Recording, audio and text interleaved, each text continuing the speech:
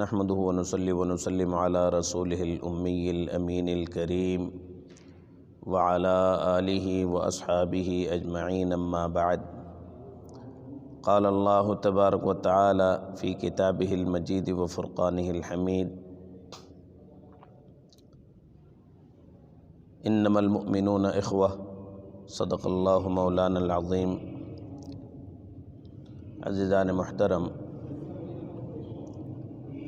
پچھلے ہفتے میں بھی اسی موضوع پر گفتگو کی تھی کہ سارے کے سارے مسلمان آپس میں بھائی بھائی ہیں،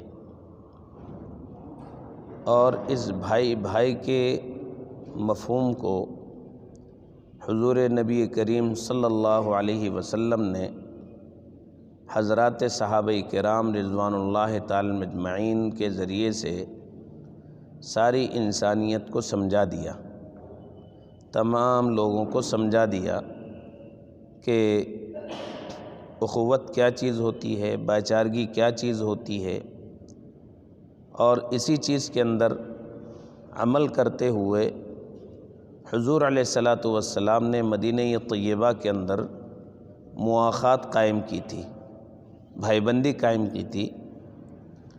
مواخات یہی اخ سے ہے، اخوت سے ہے۔ اس میں حضور علیہ الصلاۃ والسلام نے عموماً تو ایک انصار ایک مہاجر کے ساتھ ملایا تھا، کہیں دونوں مہاجر تھے، کہیں دونوں انصار تھے، ایسا بھی کیا۔ اس طرح آپ نے بھائی بندی اور مواخات قائم کی۔ اور ایک عجیب واقعہ جو کتاب میں اس مواخات میں نقل کرتے ہیں، ذخیرہ کتب حدیث میں بھی موجود ہے اور تاریخ میں بھی، کہ حضرت عبد الرحمن بن عوف رضی اللہ تعالی عنہ، ان کو ایک انصاری صحابی کے ساتھ مواخات کرائی گئی۔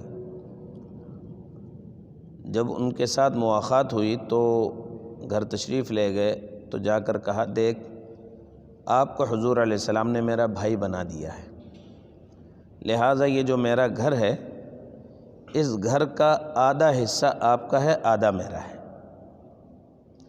میرے پاس کھیتی باڑی کی زمین ہے، باغات ہیں، ان میں سے آدھا حصہ آپ کا ہے، آدھا میرا ہے۔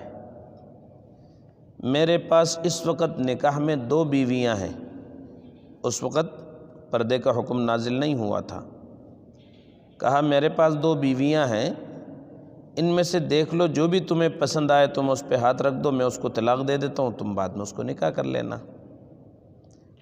ایسی مواخات اور اخوت اور بھائی چارگی آج کل ہم تصور نہیں کر سکتے، جو حضرات صحابہ کرام نے عمل کر کے دکھایا، دنیا کو بتایا بھائی چارگی کیا ہے، اخوت کیا ہے۔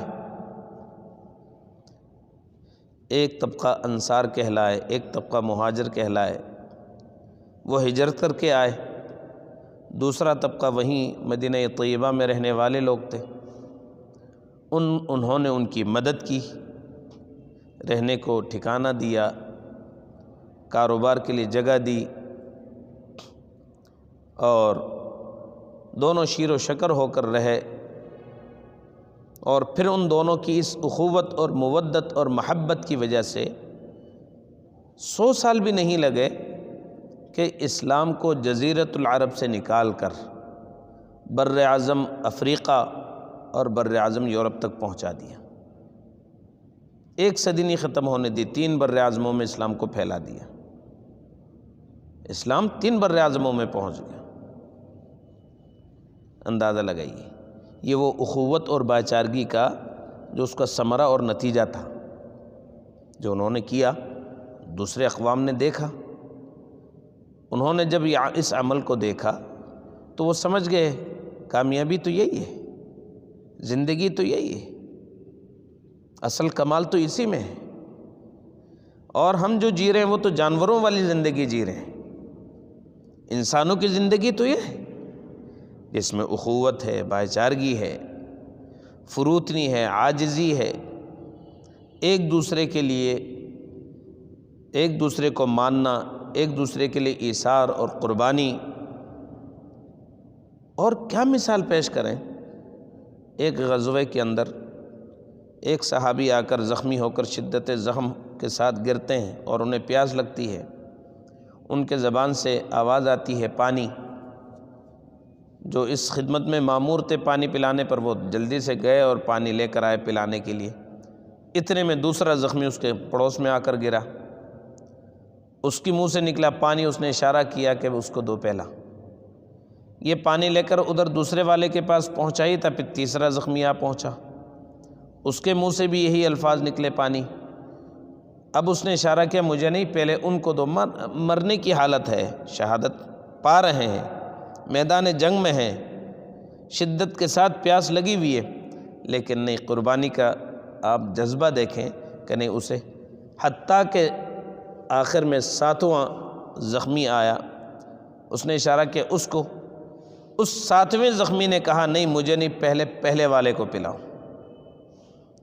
اب وہاں سے گھوم کر جب پہلے والے کے پاس آیا تو دیکھا وہ شہید ہو چکا ہے، پھر دوسرے کے پاس پہنچے وہ بھی شہید ہو چکا، پھر تیسرے کے پاس وہ بھی، ساتوں کے ساتوں شہید ہو گئے بغیر پانی پیے، دوسرے کو پانی پلانے کی ایثار اور قربانی میں۔ ہم ایسا جذبہ پیش کر سکتے ہیں؟ نہیں۔ اس کو چھوڑیں، ایک دعوت میں جاتے ہیں، پیٹ بھرا ہوتا ہے، کھایا پیا ہوتا ہے، اس کے باوجود کہیں دعوت میں چلے جاتے ہیں تو نہیں میں کھاؤں، تو نہیں میں کھاؤں، ایسا لگتا ہے جیسے زندگی بھر کبھی کھانا نہ دیکھا ہو۔ گھر میں ٹھیک ٹھاک کھانے کو موجود ہے، لیکن جب دعوت میں گئے تو ایسا لگتا ہے جیسے کبھی اس نے کھانا دیکھا ہی نہیں ہے، ایسے جھپٹتے ہیں کھانے پر۔ یعنی وہ ایثار قربانی کا جذبہ ہم میں رہا ہی نہیں۔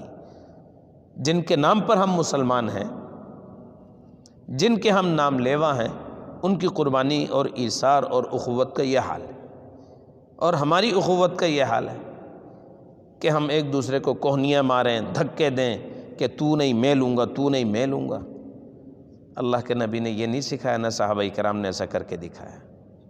بہترین نمونہ تھے، یہ بہترین نمونہ بن کر دکھایا، امت کو دکھایا کس طرح زندگی گزاری جاتی ہے، کس طرح ایک معاشرہ وجود میں آتا ہے، کس طرح اخوت اور بھائی چارگی ہوتی ہے، وہ ہمیں دکھا دیا۔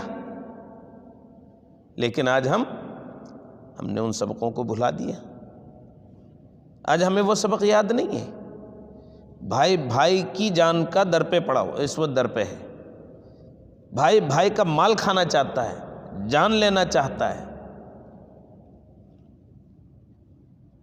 اخوت نہیں رہی، بھائی چارگی نہیں رہی۔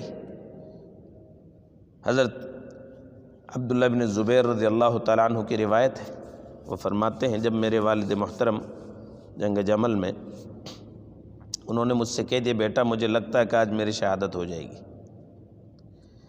تو ایسا کر میری جب شہادت ہو جائے تو یاد رکھ، بڑا بیٹا وہی تھا عبداللہ بن زبیر رضی اللہ عنہ، جو زبیر بن العوام رضی اللہ تعالیٰ عنہ کے بیٹے ہیں، کہ ایسا کر کے تم جو ہے، میرے پاس اور پیسے تو نہیں ہیں، جو میں لوگوں سے قرضہ لیتا تھا ان سے زمینیں خرید لیتا تھا، تو انہوں نے زمینوں کے پتہ دیے کہاں کہاں ہیں، سب بتا دیے اور حسابات بھی بتا دیے، اور بتا کر کہا کہ میں اگر شہید ہو جاؤں تو سب سے پہلے میرا قرضہ ادا کرنا، اور ان لوگوں کے قرضے ہیں یہ ادا کر دینا، جب قرضے ادا کر دو اس کے بعد پھر 1/3 مال میں سے تیرے بیٹے، چونکہ حضرت عبداللہ بن زبیر بڑا بیٹا اور ان کے جو بیٹے ہیں وہ حضرت زبیر رضی اللہ تعالیٰ عنہ کے جو چھوٹے صاحبزادے ان کی عمر میں برابر ہیں، اور اس وقت حضرت زبیر رضی اللہ عنہ کی 4 زوجات تھیں، 4 بیویاں تھیں، تو جو چھوٹے بچے تھے وہ پوتوں کے برابر تھے، چونکہ ان کو پیسہ مل رہا ہوگا بھائیوں کو، تو پوتا بھی دیکھ رہا ہوگا، تو پوتا کو ایک دل میں عجیب سی بات آئے گی، اسی لیے دادا نے وصیت کر دی کہ ان کو بھی اتنا دے دینا، چونکہ پوتے تو وراثت نہیں پاتے بیٹوں کی موجودگی میں، تو ان کے لیے وصیت کر دی۔ اس کے بعد پھر آپ مارکے میں شہید ہو گئے۔ پھر اس کے بعد حضرت ایک بات اور کہی کہ جب اگر کوئی پریشانی آ جائے تو مولد زبیر سے مدد مانگ لینا، تو حضرت عبداللہ بن زبیر پریشان ہوئے کہ کون ہے آپ کا مولا؟ کہا اللہ۔ کون؟ اللہ۔ اللہ میرا مولا ہے کہ میرے مولا سے مدد مانگ لینا، ٹھیک ہے۔ یہی ہوا، انہوں نے اب بھائیوں نے چھوٹوں نے کہا کہ وراثت دو، کہا بھی نہیں، پہلے قرضہ ادا کروں گا، سب سے پہلے 4 سال میں اس میں حج میں آواز لگاؤں گا، اس کے بعد پھر میں تقسیم کرنا شروع کروں گا، تمام قرض داروں کی پہلے میں لسٹ بناؤں گا کتنا کتنا کیا کیا قرضہ ہے۔ بہرحال خلاصہ مختصر، قصہ مختصر کہ 4 سال اعلان لگا دیا، پھر فائنل ہو گیا۔ اس کے بعد اب جب تقسیم کی باری آئی تو حضرات صحابہ کرام کی ایثار اور قربانی بتا رہا ہوں۔ تو آ کے وہ جو قرض دار تھے انہوں نے پوچھا کہ بیٹا ابا کا قرضہ کیا ہے، کیا کیا ہے؟ کہتے یہ زمینیں اس طرح دیں، کہتے یہ تو مجھے لگ رہا پورا نہیں ہوگا، یہ تو قرض سارے ادا نہیں ہوں گے، لگتے ہیں ایسا کرو میرا قرضہ معاف کر، میرا قرضہ تم معاف سمجھو۔ کہتا نہیں نہیں نہیں نہیں نہیں، آپ کا قرضہ دوں گا۔ حضرت عبداللہ بن زبیر نے فرمایا کہ نہیں نہیں نہیں، میں تیرا آپ کا قرضہ دے دوں گا جو ابا جان نے آپ سے لیا تھا۔ کہتے نہیں، کہتا اچھا ٹھیک ہے، اچھا ٹھیک ہے دے دینا، لیکن بعد میں دے دینا، سب سے آخر میں مجھے دے دینا۔ کہا نہیں نہیں، اور سارے قرض خواہوں نے یہی کہا۔ پہلے کہا معاف کر دوں، کہتا نہیں ہے، لو ابا کا پیسہ ہے، لے لو، میں دوں گا۔ کہا اچھا ٹھیک ہے آخر میں دینا، کہتا نہیں پہلے دوں گا۔ تو اس طرح یہ دینے والے وہ بھی چھوڑنے والے کہ نہیں جی میں نہیں لیتا، تم لوگ کھاؤ، نہیں آپ کا قرضہ کیسے کھائیں، نہیں آپ کو دیں گے، اور دیا، سب کا قرضہ ادا کیا۔ اس کے بعد پھر سب کا جو ہے نا وراثت جتنے قرض خواہ تھے، اس کے بعد ورثاء کو سب کو اسی حساب سے پہلے جو ہے 1/3 میں سے وہ ادا کیا، کیا کہتے ہیں اس کا، وصیت جاری کی، وصیت ادا کر دی۔ اس کے بعد پھر وراثت کا مال سب میں تقسیم کر دیا، پورا پورا تقسیم کر دیا۔ تو یہ ایثار اور قربانی کا جو جذبہ حضرات صحابہ کرام میں ہم دیکھتے ہیں، یہ تو 1-2 واقعات میں نے بتایا، ورنہ ہزاروں واقعات ایسے ہیں کہ جو صحابہ کرام کی ایثار اور قربانی کے گنا نہیں سکتے۔ ہر ایک کے اندر، ہر صحابی کے اندر ایثار اور قربانی کا جذبہ کوٹ کوٹ کر بھرا ہوا تھا، اور یہی جذبہ حضرات صحابہ نے تابعین میں منتقل کی، اور پھر انہوں نے ان کے بعد والوں میں، اور اب ہم وہ واقعات پڑھ رہے ہیں، سن رہے ہیں، لیکن وہ جذبہ ابھی تک ہمیں پیدا نہیں ہو رہا، ابھی تک وہ جذبہ ہم میں نہیں پیدا ہو رہا۔ اللہ ہم میں وہ جذبہ پیدا کر دے، اور ویسے ہی معاشرہ ہمیں دوبارہ تشکیل دینے کی اللہ توفیق دے دے۔ اس وقت یہی کوشش ہونی چاہیے ہماری کہ ہمارا معاشرہ ویسے صحابہ، تابعین اور تبع تابعین جیسا ہو جائے، وہ جو خیر القرون کا زمانہ گزرا ہے ان کی طرح ہو جائے، اعمال میں، عبادات میں، معاشرت میں، اخلاق میں، تجارت میں، زراعت میں، حرفت میں، ہر چیز میں، سیاست میں، سیادت میں، قیادت میں، ہر چیز میں صحابہ کرام اور تابعین تبع تابعین کے طریقے پر ہم آ جائیں۔ اللہ پاک مجھے بھی اور آپ سب کو انہی بھائی چارگی والے اصول پر اپنی زندگی گزارنے کی توفیق عطا فرمائے۔